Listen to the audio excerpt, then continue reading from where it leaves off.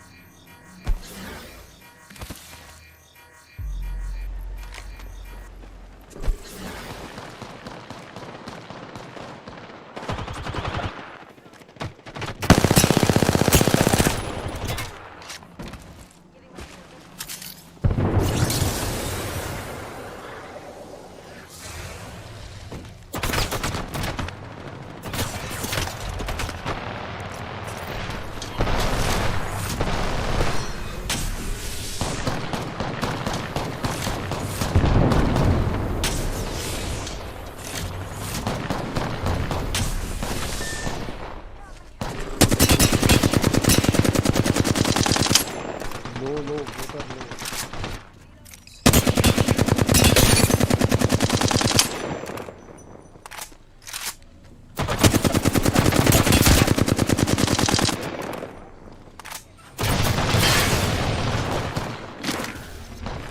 One could get on me, one could get on me.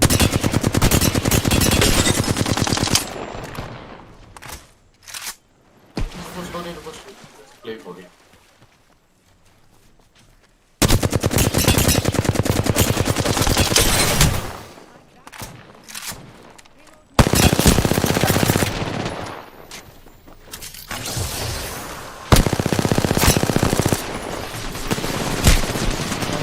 On me.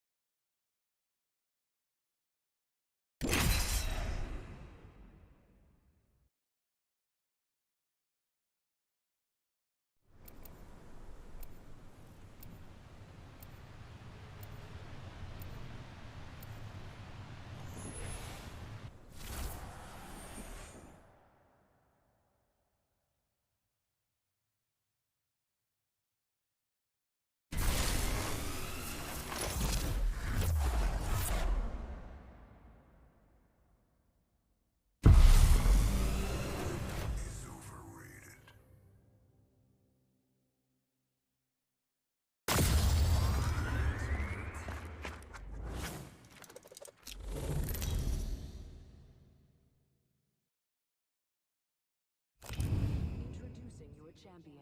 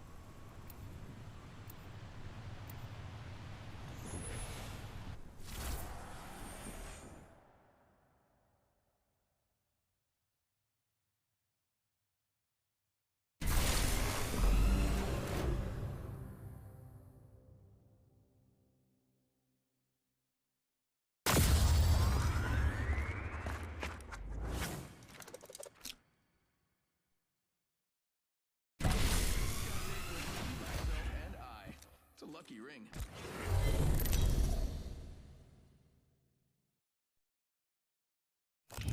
Introducing your champion.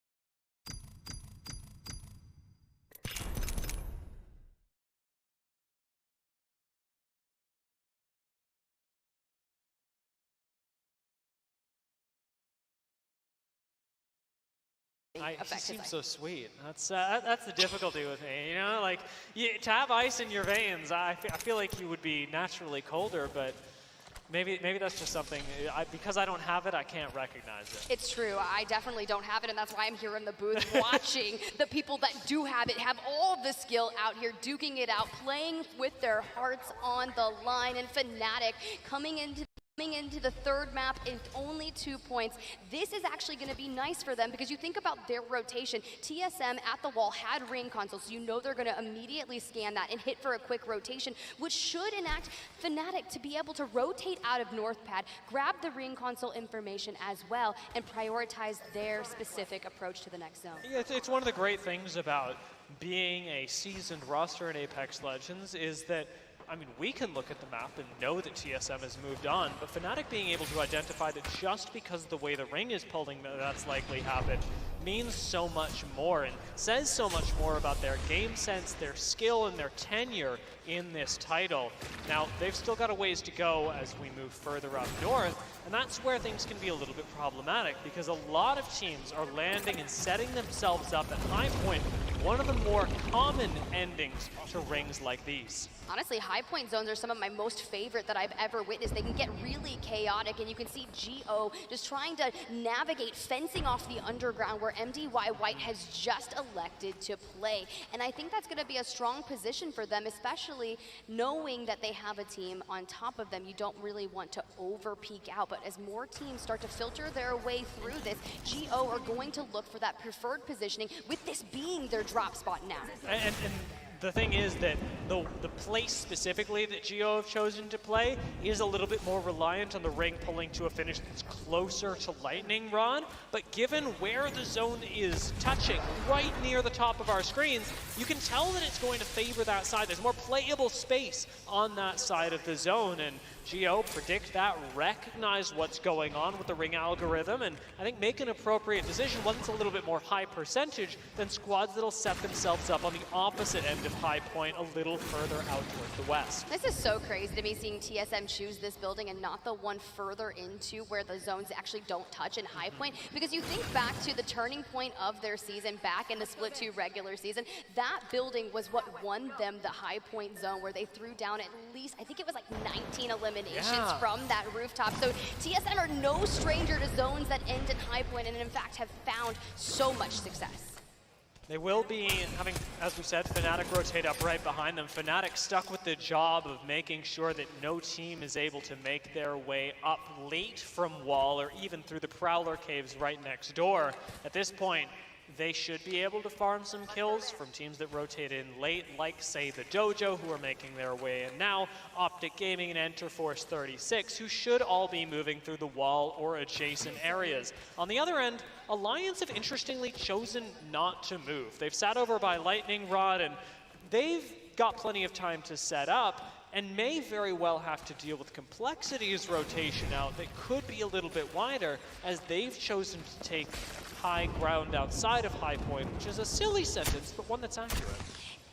To be fair, I actually really like Alliance's positioning. And you think about some of the end game zone pulls that we've seen where you would assume they're going to pull into High Point, but they're actually maybe going to pull straight to the Prowler Den where Alliance is. We do have endings here and multiple of them. So if they are anticipating that it could pull back this way, they would essentially have open season on half the lobby. And for that very reason, Yuki's going to get a lot of value out of having a marksman weapon, because there's so much open ground in front of them, because they are playing the slightly lower percentage that it goes over towards them. If it does, they're going to get a lot of value out of marksman weapons, and if it doesn't, they're still going to get an Evo or two. So worst case scenario, you are still benefiting. Dark Zero, however, they're not. Their early rotation has put them out in the open. There are no buildings left, and this early move that they had last game has not resulted in the same position or the same safety as they had previously. Go next, do push up on them, now trying to retreat, find themselves face to face with another squad, and now they're trapped between a rock and a hard place. Dark Zero did rotate at least a minute faster than Optic Gaming, who comes out of down B, so they were able to beat Optic towards this zone, but will likely be punished by it, not able to grab a lot of materials. We saw Jen Burton was running low on light ammo and being stuck amongst all of the teams. They're going to need to pick an efficient but easier fight than necessary so they can grab the loot from that and carry on. But it's not going to be easy when you've got Yuki looking like a Grim Reaper with a triple take, holding down every angle possible. At least he's fair. At least he shoots at everyone. He's not just harassing one team. It is everybody who's in his line of sight. That's with a 2x as well. Surprisingly accurate with the triple take at these ranges. Now, for the meanwhile, Dojo are setting up. We've still got plenty more squads and adaptations to zone that need to occur. Let's go ahead and bring up the map soon, because that's where it's going to be really important to note that Alliance have actually made the big brain play that you were talking about. That next zone is actually going to pull directly towards Alliance. So think of that mass exodus of all of the teams that favored High Point. That's the gamble when you don't have that next zone information. But Alliance, they took the risk, knowing that Lightning Rod has been their POI for so long. But for teams like Oxygen Esports, who needed a very strong performance here, rotating out of Barometer on Storm Point, a Lightning Rod zone is their worst nightmare. And not everyone has this information yet. Oxygen, in fact, are still fighting teams that, oh my lord, are trying to make their way through and into High Point. We'll see how this fight turns out, and then we'll start considering what the fate of the other teams are. Oxygen Esports still trying to inch ever so closely towards that zone. Time is of the essence, ammo is of the essence, and Aiden looking to make every bullet count, trying to navigate the doorway, catching teammates off guard. He was about to try to shoot him in the back, but not before Complexity was able to put suppressive fire, but Vayne taking to the skies, jumping around. That guy is just dancing throughout the building. Aiden gets chased, and suddenly The Hunter becomes the Hunted. Plenty of damage on Cody, the last member of Complexity. And that's another squad taken down. In fact, it's our first of this game as Oxygen retain their highest of high grounds on Stormpoint. Now we have to turn our attention to the teams that will very soon be finding out that the high point that they invested in so heavily is no longer the place to be.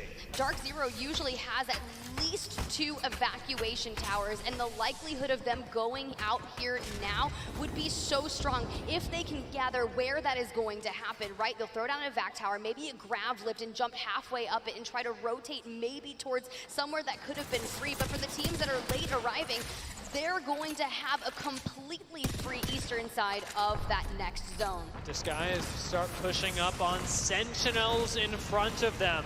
Both these teams with a late rotate, both hoping to frag out. And a quick wall bounce from Lou gets him out of dodge. For Bangalore really becomes a problem. Does land a little bit of damage and pushes Disguised back, but it's up to Sentinels to take that space and do with it what they will. What they've chosen to do is retreat on the other side of this engagement. I like this though, because you think of the north side of Stormpoint being the highest elevation on the map, and this climb to Thunderwatch is atrocious. Should they not work their way up and start getting into cover now, they run the risk of Disguise pushing in on them, but they're actually going to hit a Valkyl, which necessarily won't go as far, but this will give them the best chance to get around Sentinels and find that cover closer to the inside of Thunderwatch. I like that you mentioned that it doesn't go as far, because it's a really important point when considering how Sentinels will react to this play. They get a good chunk on Senox, but very quickly, it's a race up this hill. It's a lot like the race that we saw between Oxygen and Dark Zero, but this time it's on foot, and one that's a whole lot closer from both sides. Checking across the way, Dupe isn't going to get shot in the side, but both teams will arrive to Thunderwatch at around the same time, and now it becomes a much closer quarters fight. The fact that Thunderwatch was even free at this point in the game just goes to show you how many teams had moved into High Point. The fact that no one was even trying to play Thunderwatch. Optic towards the low ground are holding out Pulverex, trying to force them, or rather, I think it's Aurora now, trying to force them to go into command center. It's going to end up working out for them. At this point, it's more about buying space than trying to truly influence the pathing of another team. It doesn't matter if you're mirrored right now. What matters is by how much distance you are. So Optic are going to leave this one. Not going to be checking behind them too often. What they're fortunately going to discover is that the positions right in front of them, right uphill, are occupied.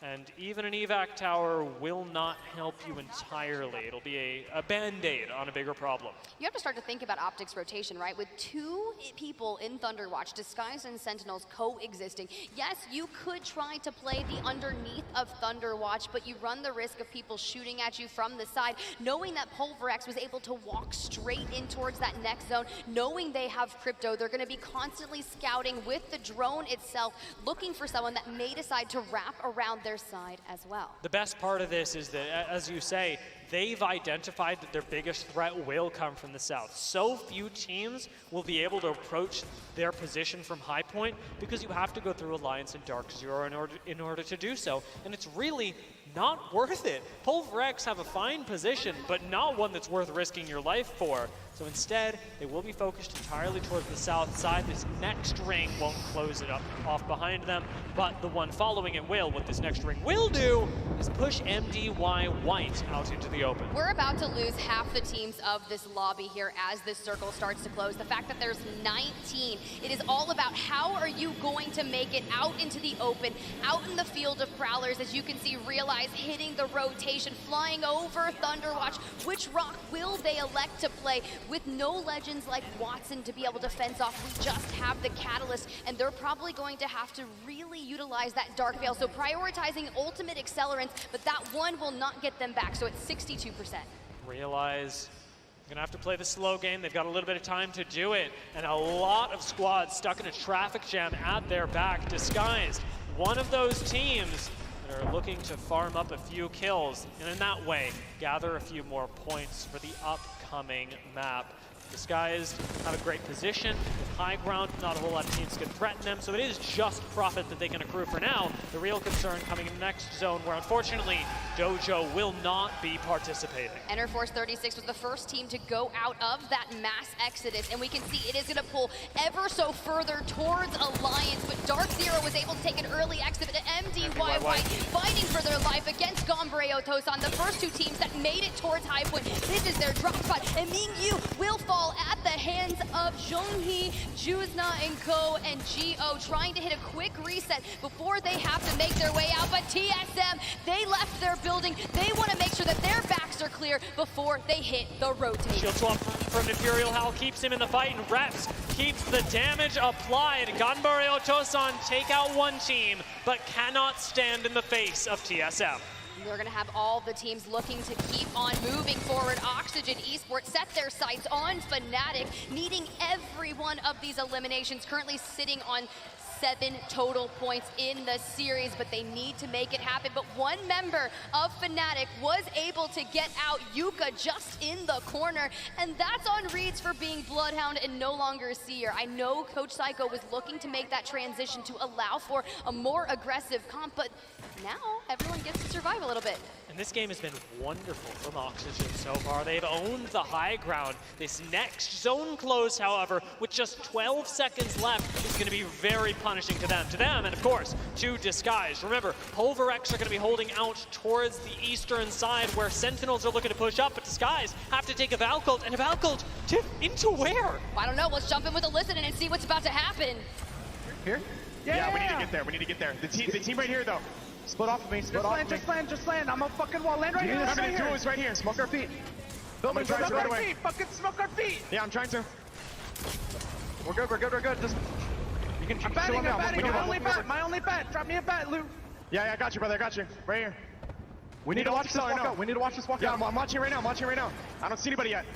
Just chill. Just stabilize. We don't have to do anything right now. They're walking up over here. Oh, is that zone? White shooter rising. On the right. We gotta focus this, guys. Okay, good. We got bang out there. Do you want to bang out back? Yeah, chill. You want bang out? Safe on me. Safe here. Do you want me to bang out? No. Save it. Wall's about to go down, Lou. Be careful. Yeah, so much KP over here. You should Bengal. You want me to bang out? I think Bengal. Okay, bang ulted it. Look for the KP. Yeah. Look for the KP. There's gonna be a turn.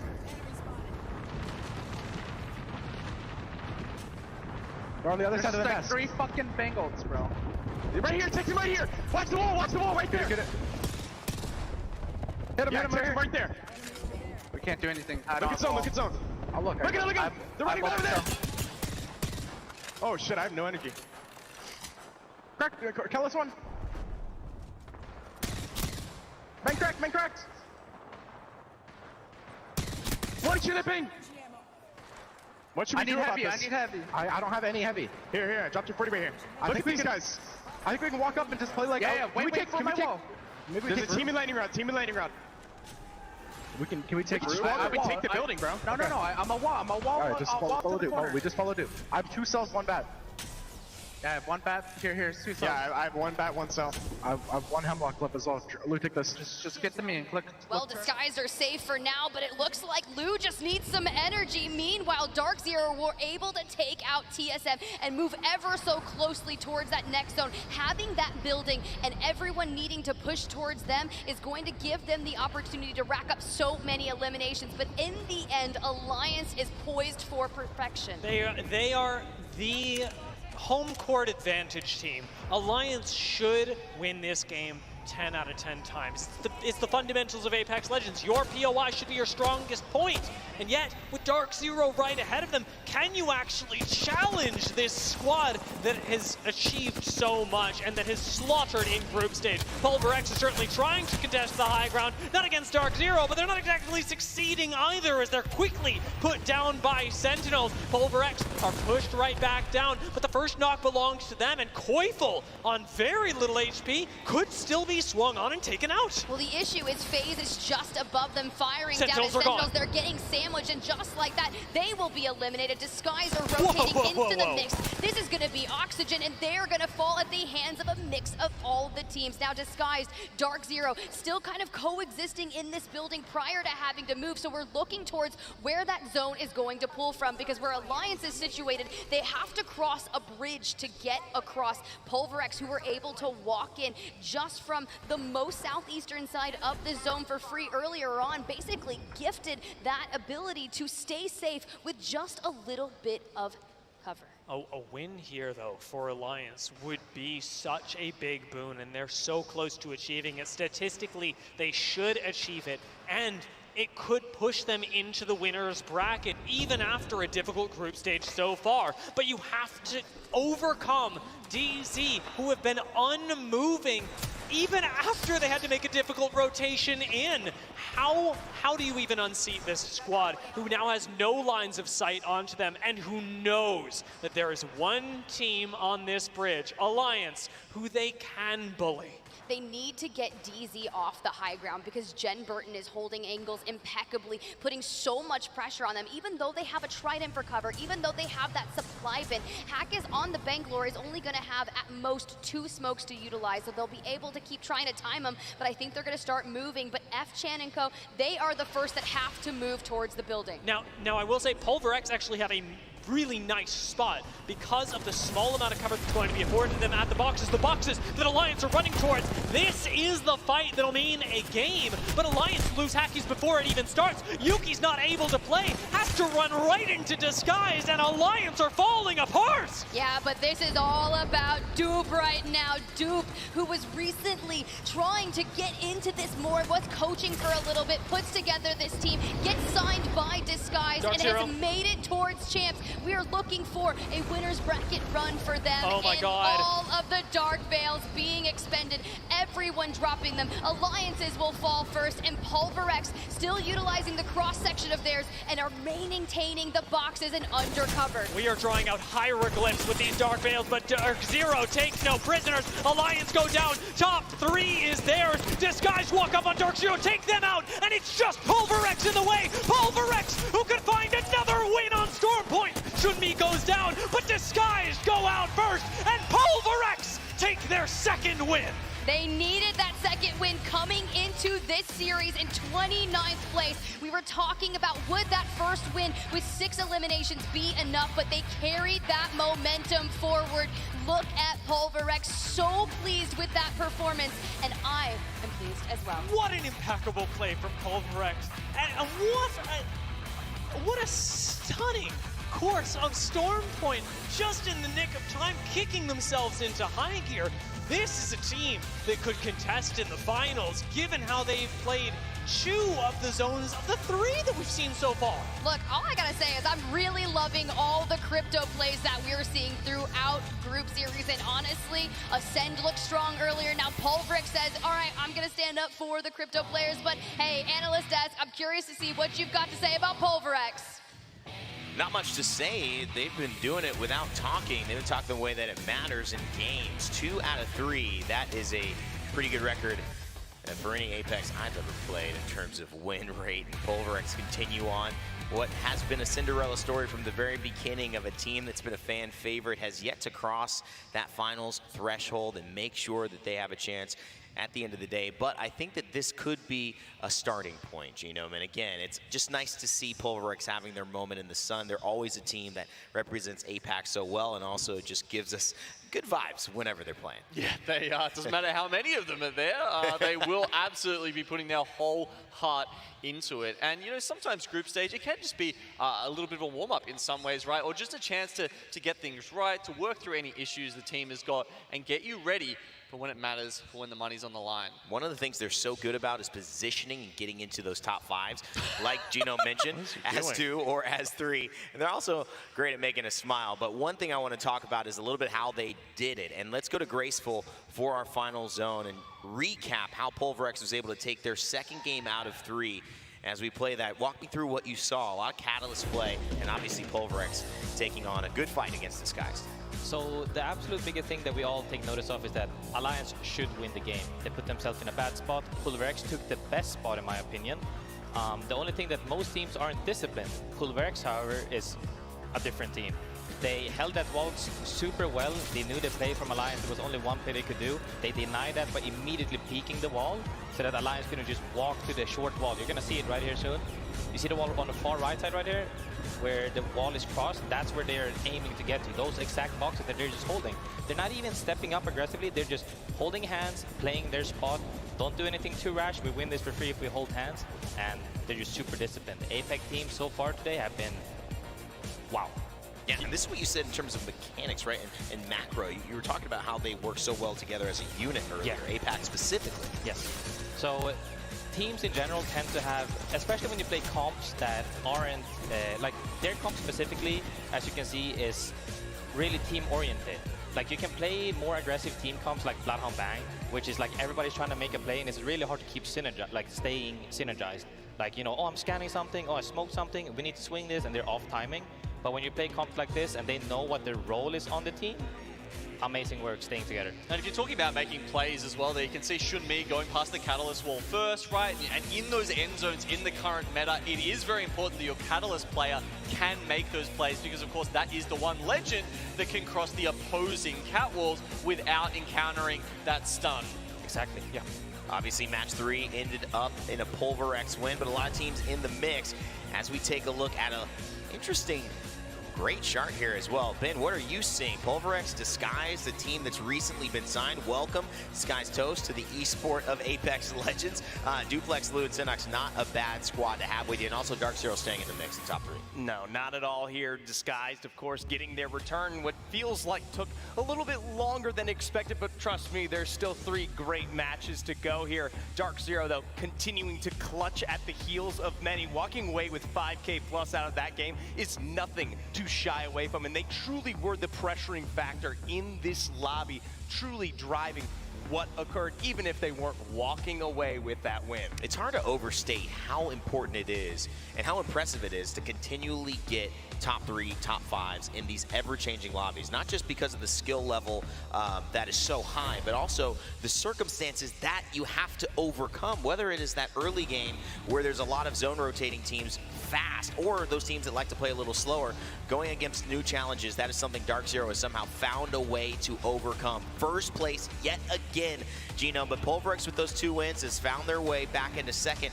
Bottom 10, though, have a conversation with me at least at something that you poke out here. Aurora, obviously, they've had some new swaps here. Fire Beavers formerly coming in and playing with them. Dojo, maybe expecting a little more. What's standing out to you so far? Yeah, as the scoreboard gets taken away from me there.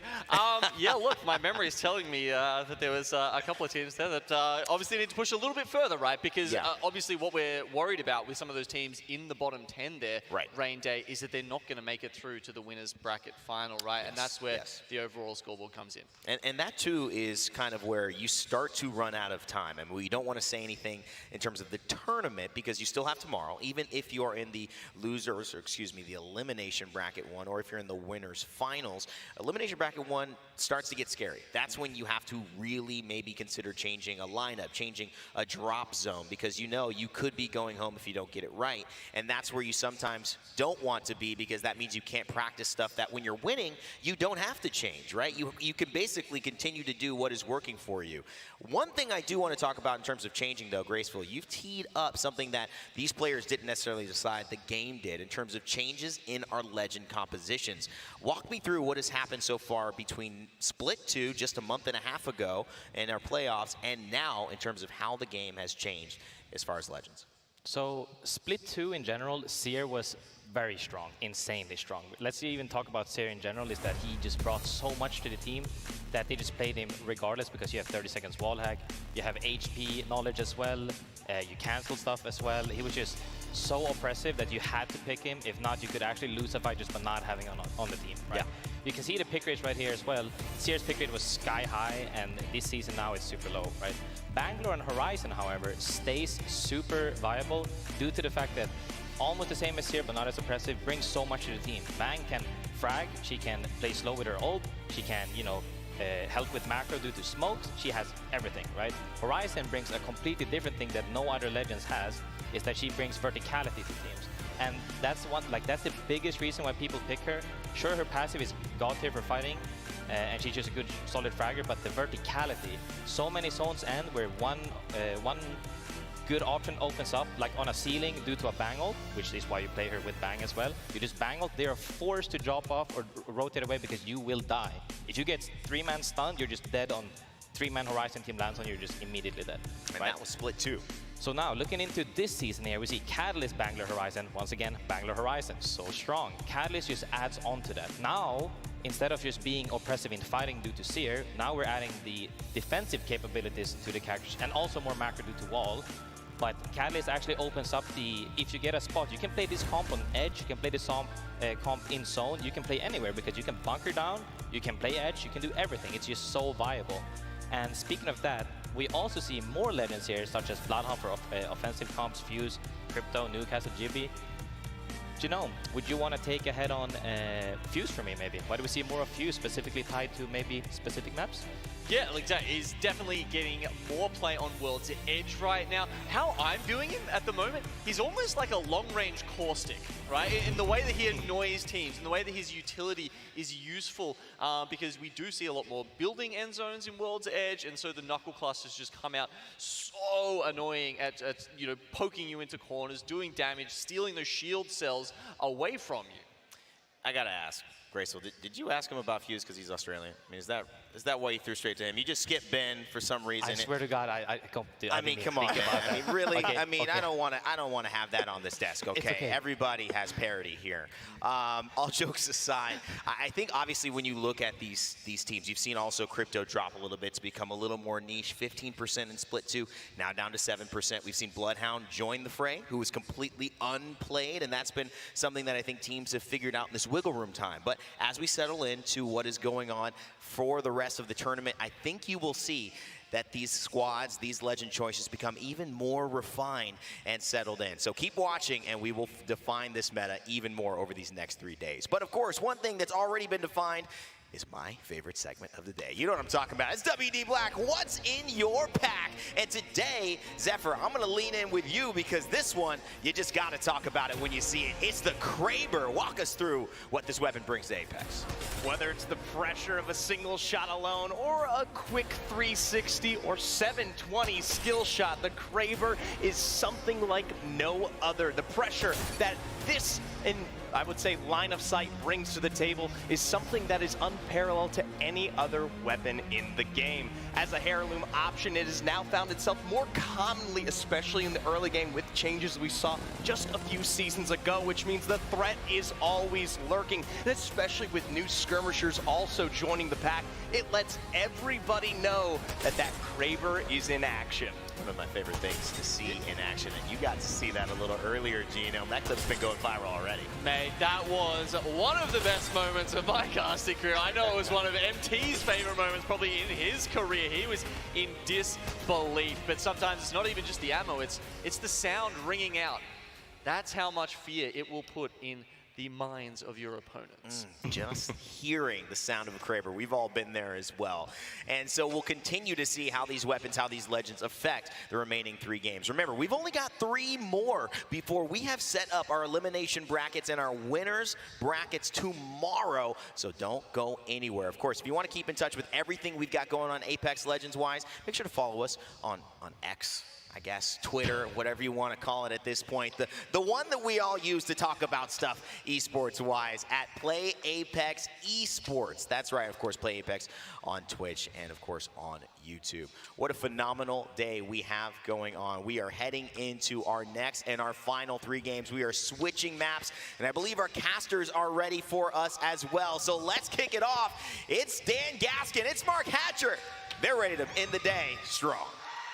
We are so ready to get this going, and it is going to be not just the end of the day, but the end of group play as well. Tomorrow is where bracket play kicks off, but before we get that, Dan, we're going to find out which side of the bracket these teams are going to be in. Yeah, thankfully, I've got lots of mathematicians behind the scenes who are helping me keep everything updated, but I can tell you about 15 teams are locked in to the winner's bracket, which would leave only 5 places remaining. And remember, we were talking about the Pioneers watching on.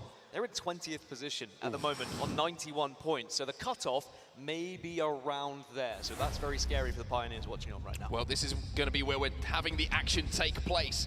It's been the end of Storm Point, and now we move over to World's Edge. And if you're a Pulverex fan, you're probably hoping we'd play Storm Point until the end of time. 2 wins for them. Dark Zero, of course, getting their customary win, as you would expect from one of the best in the world. But World's Edge certainly poses a different proposition for this team. It does, but it's great news for Pulverex, who at the Split 2 playoffs performed far better on World's Edge. So now they're going to arguably one of their better maps, then maybe Pulverex can just get over the line here. Because I can tell you, Pulverex are currently tied with Pioneers on 91 points. The teams that we're looking at, those bubble teams, we're looking at the likes of Pulverex, 100 Thieves, Dojo.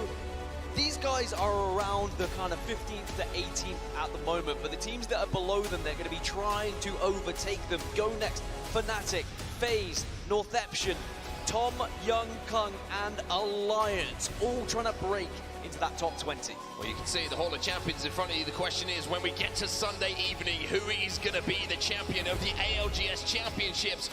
We're going to find out who's going to be going to which side of the bracket, who's going to be the winners, who's going to be in the elimination. Taking a look at our drops on World's Edge, Dan, what do you like the look of? Well, there's something I don't like the look of, and that's Dojo versus Alliance. I was saying that Alliance are just about there. They're on 90 points at the moment.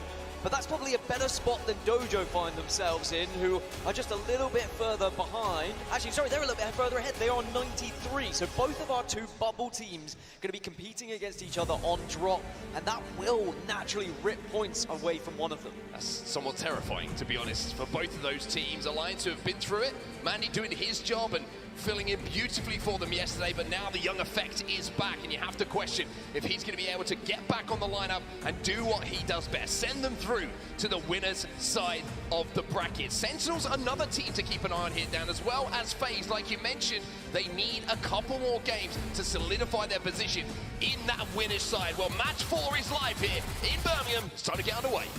Time to get those legends selected and see if anyone's going to go for anything out of the blue. But I think at this point, it's crunch time. This is when you need to be playing your best composition possible. However, you might notice in the top left of your screen, Dark Zero are feeling a little bit confident, and they're going to be going for something a little bit different. I see a Revenant on my screen. And of course it's Zero who's going to be playing on Revenant by the looks of things. We'll have to get confirmation when we get in game if that is going to be the case.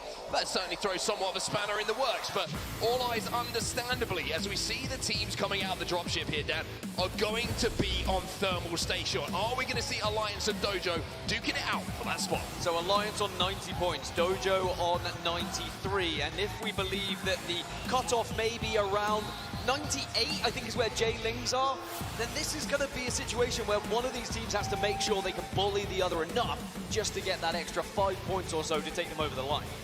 Both teams out of the dropship. Keep my eyes fixed on our map overhead we have in front of us.